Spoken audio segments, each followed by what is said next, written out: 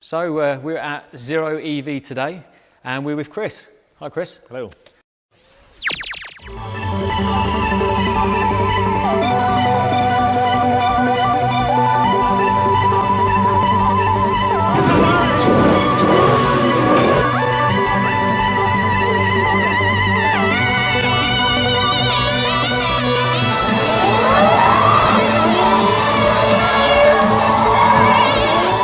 I'm amazed to be here actually, and I've seen some very exciting things here, and I'm sure we'll go on a little explore later, just so you can have a look too.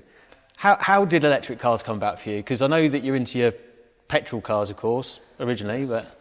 I suppose I shut down one business and I started up a little workshop just doing custom cars, like one-off custom cars, wide-bodied Audi R8s, things like that. Oh, wow. And I had a customer turn up one day with a split-screen camper. It's actually Kevin Sharp, who's part of the open inverter sort of world with Damien Maguire. Okay. Which you've probably come across. So he dropped his split-screen camper off with a pile of Tesla bits. So P100 battery pack, small Tesla drive unit, all that sort of stuff. So that's what got me started, was doing stuff with Kevin. Just before I met Kevin, I had bought a Tesla large drive unit from Breaker's Yard, I think, for cheap, but no one knew what it was. And I put online about that, and then that's where Kevin sort of got in contact. So that was sort of the start, I suppose. We sort of started doing his camper van, did loads of the work on that. And in the meantime of doing that, there was a job floating around that no one wanted to touch. Right. Which was 3 stunt vehicles for a show in Macau called Electron. Right. No one seemed to want it for some weird reason. Okay. So me and Alex, my business partner, were stupid enough to bid for it and won it. So we built 2 Nissan 350Zs with space frame chassis. Right. And a Porsche 996 with a space frame chassis with another company. And that was Tesla battery in the floor, Tesla large drive unit in the back, dual Tesla chargers in the front, so basically a whole Tesla system in those. So they were what we started with. So jumped to the deep end, obviously. Yeah, jeez. Probably was winging it quite a little bit. Right, but they did work. They worked, they went to Macau, I did a couple of weeks out there getting them set up and fine-tuned, and then they ran for a year doing drift demos every day. Cool. And the Porsche was actually a fire car, so it had flames coming out underneath it all over the car. So yeah, a little bit... Right. Got an EV covered in fire. As part of the show. Normally when that happens, people tend to run away. Yeah. But it was China, it's Macau. They probably don't worry about stuff like that. It's every day. Yes, it's every day. So they were quite happy. That ran for a year, so that put loads of testing into the Tesla systems. So that's where we jumped in the deep end into, as you said, the high-end sort of show side of things from the start. And then after that, it seemed to snowball. We started the online store. And everything was easy after that, surely. To be honest, yeah. Nothing was quite as daunting as that first job, which was quite good. And it just grew from there then. We just couldn't keep up, I suppose, after that. Mainly with parts supply systems. We started doing the Tesla systems, supplying of parts to multiple different companies. Built a couple more cars, obviously the Skyline, which you've seen. Yep. The Boxer and a couple of other builds. But we've not done a huge amount of conversions, I suppose. No, and I know you kind of stepped away from that now, haven't you? Yeah, so we always tend to do 1 or 2 when we're developing a new system. Yep. But apart from that, we tend not to. Right. No more EV conversions. You heard it here first, or maybe second. Notice quite a lot of your conversions have been Jap cars. Yeah, the ones I've done myself have always been Jap cars. So have you got an affinity for Jap cars like me? Yes. Ah, good man. So good man. What did I think? I think my first one was Nissan S14. But not the A, the one that looked a bit like the one at the Skyline at the front. So that was the first one. Navan. Yep. The Navan edition. Yeah, so I got that one. That was the first one I did, I think, when I was probably like 19. I just about afford to insure it. It scared the shit out of me, to be honest. You know, but it was a good fun car. And then after that, I went to a little bit German, but then back to MX5s again. Obviously, my Datsun 280Z. I've had a couple of 350Zs. I keep going back to the Z range. Yeah. And now I've got my 370Z, which is not electric. Whereas I do get some odd looks turning up to sort of set and sort of company customers we work with, and they're like, that's not an electric car. There's nothing wrong with liking ICE, you know, and EVs. I don't think there is, you know. And because I work on cars all day long, every day, and we're doing development all the time, you get so engrossed in the cars we're building, I think you lose the fun of the driving the actual cars. Because you're always in a work van or a vehicle dropping stuff to site and stuff. So I wanted something to just get in and just actually enjoy, I suppose. I suppose kind of a relaxed zone in a way. Yeah, we build all these really nice cars, all these kits for all these big companies. they go out and do this nice high performance car, but you never get to drive them because they're always way too expensive to risk damaging it. Yep. So having something like that is just, yeah, you don't have to worry too much about it. No, absolutely. I mean, obviously you took on the project right at the beginning, but I mean, when did you start getting passion for electric cars? What was the first one you drove? What was the first time you got into it? My Skyline was actually the first EV I ever drove. Oh wow, okay. Which was the first EV I ever built as well. Awesome. And to be perfectly honest, up until probably a year ago, it was still the only EV I'd driven. Oh, I probably shouldn't tell anyone this, but yeah. Well, yeah, we're all honest here, Chris. So I mean, after that, it was then driving different Teslas and stuff like that. But yeah, most of the stuff was all the Skyline to start with, and that was just instant power. It just insane amount of power. No turbo lag, no gear changes. So was Tesla a little bit of a letdown after the Skyline then? In a way, yes. But then once I got in the Model 3 Performance, it was a whole new sort of ball game, I suppose. Model 3 Performance is just insane, and I was amazed how well it handled, I suppose, was probably the shock, because all the weight's so low down, it weighs like over 2.2 ton or 2.3 ton. Yeah. But it's like a roller coaster, pretty much. Not too keen on the autopilot still. Still find it a little bit scatty.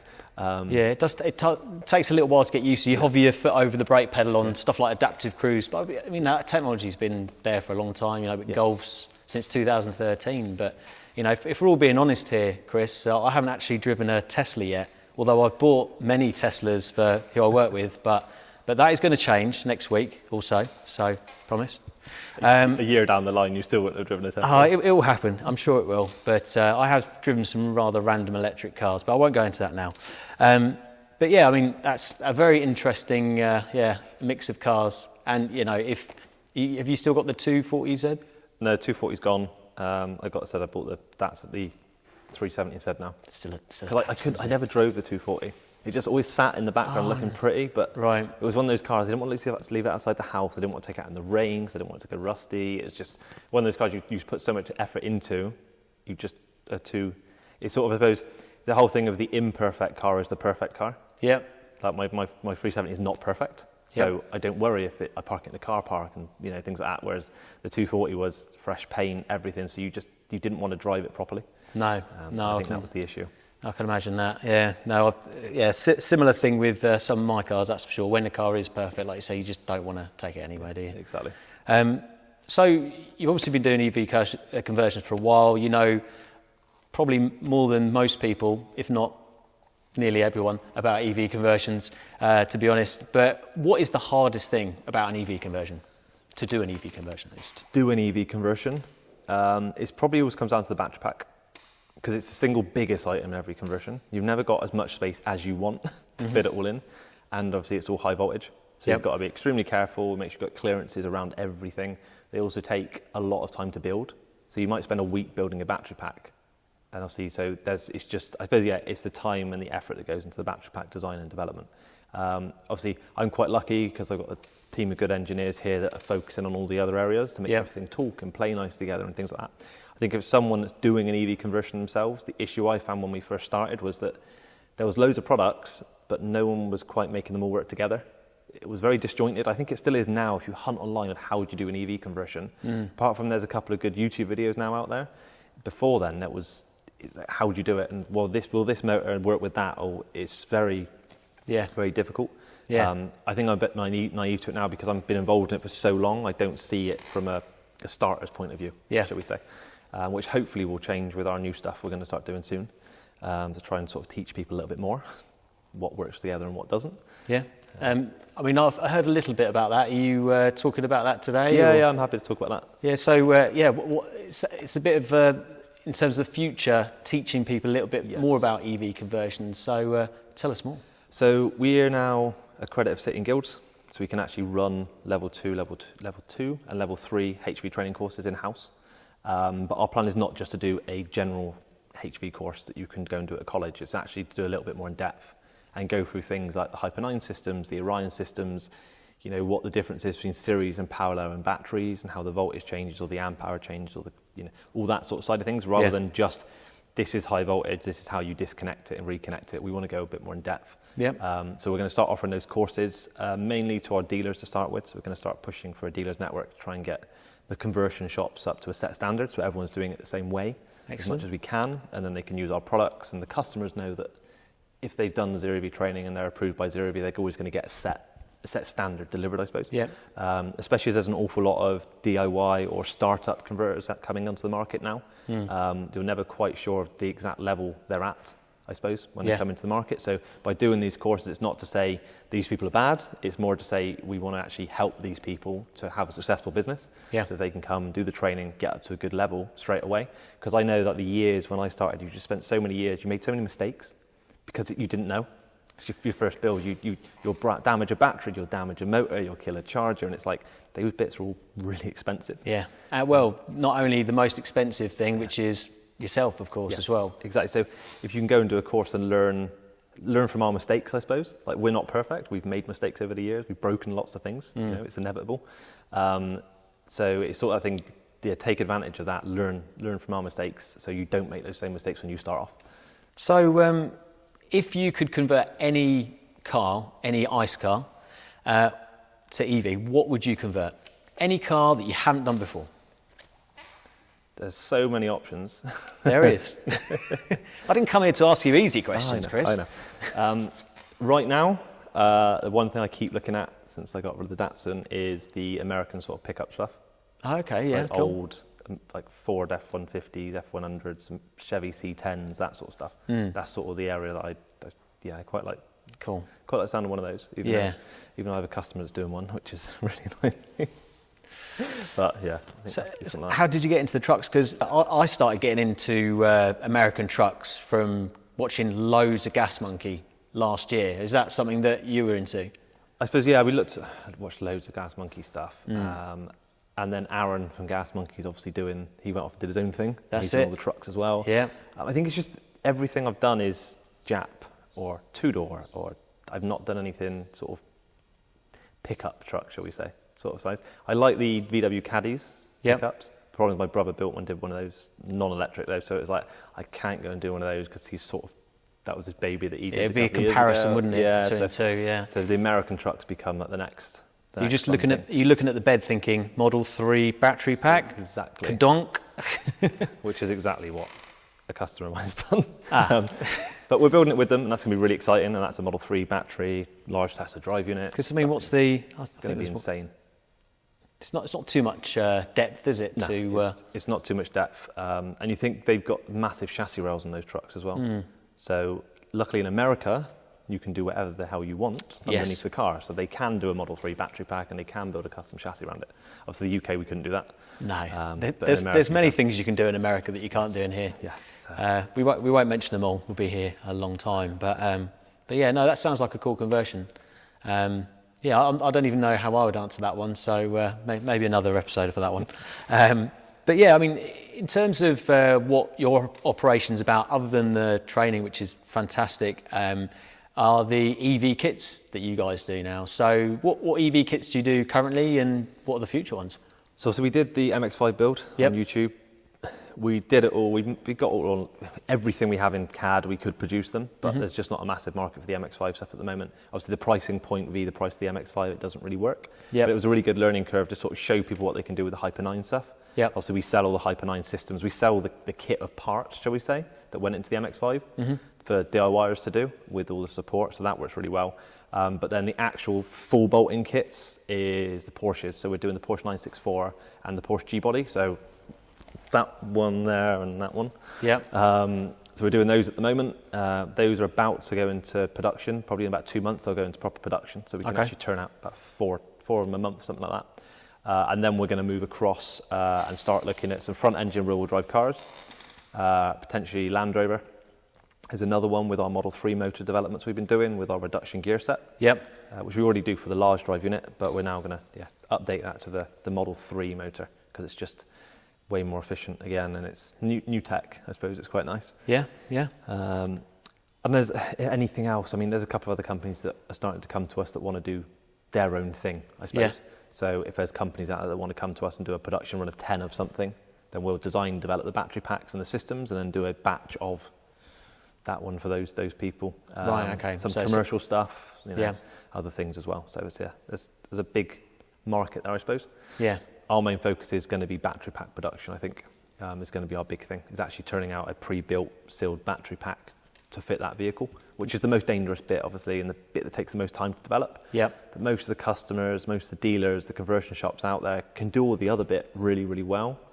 But the in-depth work that goes into designing all the battery pack and making sure that's built safely is something that takes weeks of time for them every build. So if they can buy that pack just pre-built and then use all their other bits, it should speed up. Our main thing is to try and speed up the transition to classics, because if we can get it right now, whilst it's sort of snowboarding along, we can actually make it become like a fad, a bit like the new iPhone comes out, everyone wants it. Yep. If we can suddenly get out there and get as many people offering these conversions as possible, hopefully all these people that are buying new EVs will go, actually, I'll buy an old classic EV. So if we can get them there, I'm really hoping we see loads and loads of EV classics. It seems like you have more of a strategy than hope at the moment, so... Yeah, which is get everyone else on board with it. I think when people see the benefits, I think it just makes sense, definitely, and that's why it's snowballing. But yeah, I mean, in terms of the kits, I know that the kits on the Porsches that you do, they are literally, there's no cutting of the Porsche chassis or anything to do with spoiling the original car. It's engine out, and you can keep the engine if you want to, and you just slot the kit in, isn't that right? Yeah, it's roughly, we'd probably say it's 80 to 100 hour install, start to finish. Obviously with the old Porsches, our kits are going to be pushed to the Porsche specialist to fit them, not just for general public, because when you take your Porsche in, there's always other stuff hidden. Like you take the oil thing out and there's rust around it, or there's on the old Porsche there's always other bits that you don't realise are there when you take them apart. No. So we're trying to do it, so yeah, it's going to be enabling restoration shops that can't offer it at the moment. They do an amazing job on converting and restoring the vehicle to a super high standard. So if they can then put the EV system in, the customers are going to get a phenomenal machine afterwards. Yeah, I suppose like a package, bring in your not so perfect Porsche and bring it up to the 20s. Is that what year we're in at the moment? Who knows after what's been happening? But no, it's amazing what you're doing here, and I'm sure there's a lot more to come from you guys, that's for sure.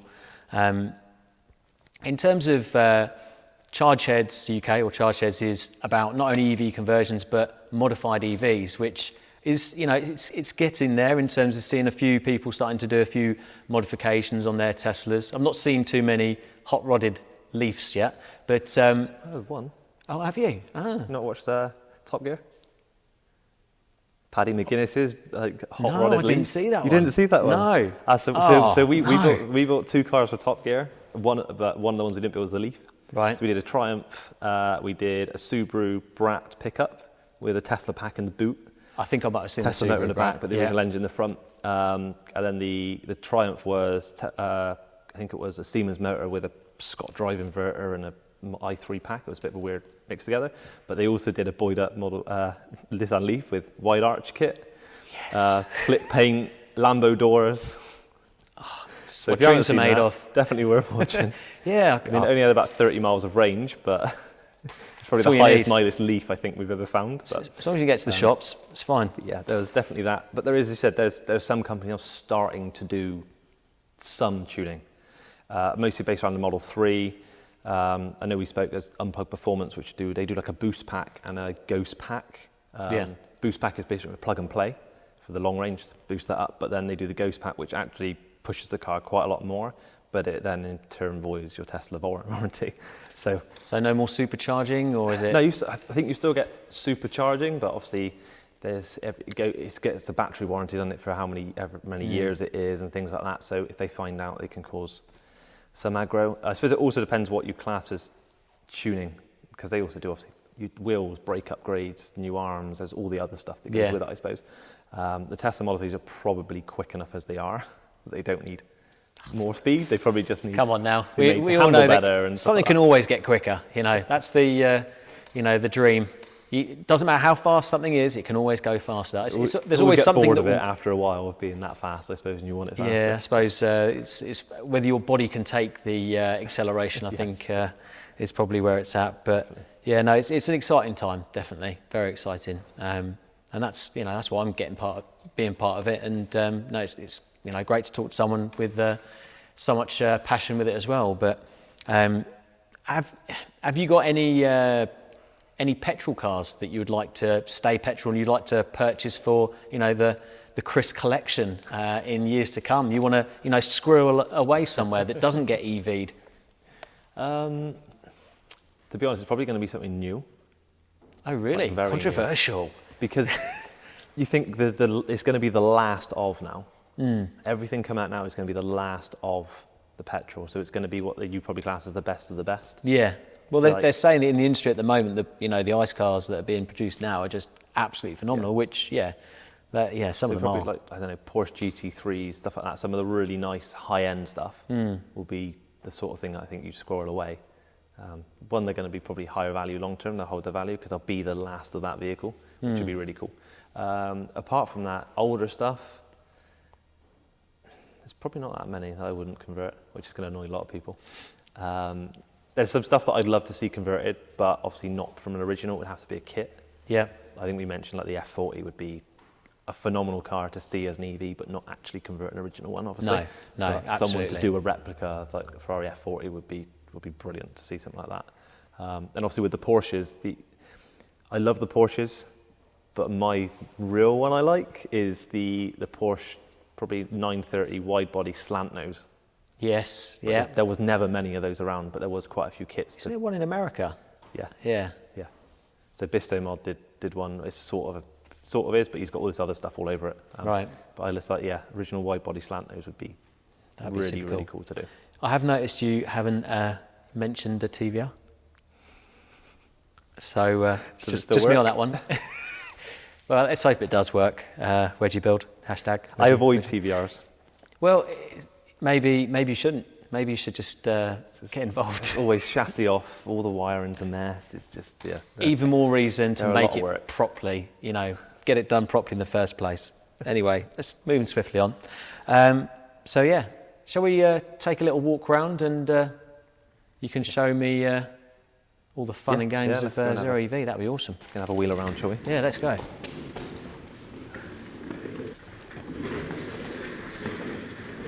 Ooh. It's pretty under here. Yes, it's fairly pretty. I hope you enjoyed part one. Part two, we'll be walking around the workshop, getting into a little bit more depth on Zero EV. Please like and subscribe and click the bell for notifications for part two and more.